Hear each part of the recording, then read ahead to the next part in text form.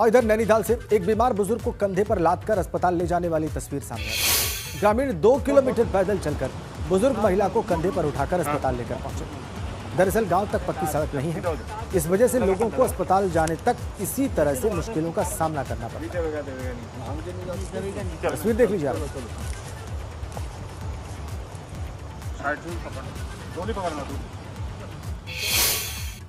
इधर मौसम खुलते ही बद्रीनाथ धाम में सैलानियों की भीड़ उमड़ने लगी है। शनिवार को बद्रीनाथ धाम में 4102 श्रद्धालुओं ने दर्शन किए।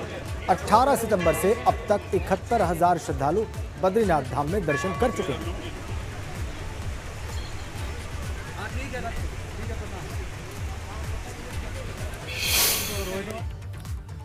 और इसी बीच में एक बड़ी खबर जोशीमठ से मिल रही है। बद्रीनाथ धाम में फिर से मौसम का मिजाज बदल गया है।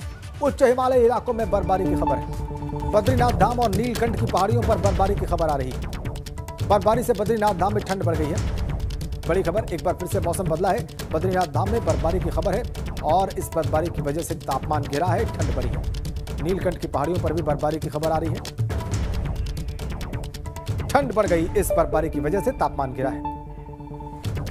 बड़ी खबर बद्रीनाथ धाम से, बदलते मौसम की खबर।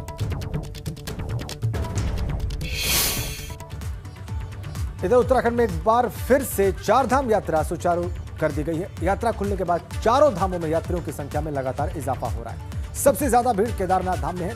पर्यटन मंत्री सतपाल महाराज का कहना है कि चारधाम यात्रा से जुड़ी सभी सड़कें खुल गई हैं। तो ये सतपाल महाराज का कहना है कि चारधाम यात्रा से संबंधित जो सड़कें हैं वो खुल गई हैं और मौसम खुलते ही जो चारधाम यात्रा है पटरी पर लौट आई।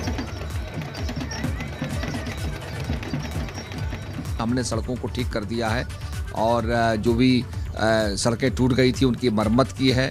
दिन रात हमारे जेसीबी चले हैं, लोगों ने काम किया है और चारधाम यात्रा आज जो है पूरी तरीके से संचालित हो रही है। मैं ये भी धन्यवाद दूंगा जनता को, पर्यटकों को धन्यवाद दूंगा कि उन्होंने सरकार के प्रति अपना विश्वास जताया है। पीएम आ रहे हैं, उनकी तैयारियां हैं, वो वहाँ के कामों का निरीक्षण करने आ रहे हैं। तो ये हमारे लिए बड़े सौभाग्य की बात है, हर्ष की बात है कि वो स्वयं कार्यों का निरीक्षण कर रहे हैं और वो वर्चुअल के जरिए भी उन्होंने काफ़ी कुछ वहाँ देखा है। तो केदारनाथ यात्रा के दौरान एक बार फिर से हेली सेवाओं की मनमानी की बात सामने आ रही है। हेली कंपनियां नियमों को ताक पर रखकर सेवाओं का संचालन कर रही हैं और ऐसे में वन्यजीव प्रभाग ने हेली सेवा कंपनियों से जवाब तलब किया।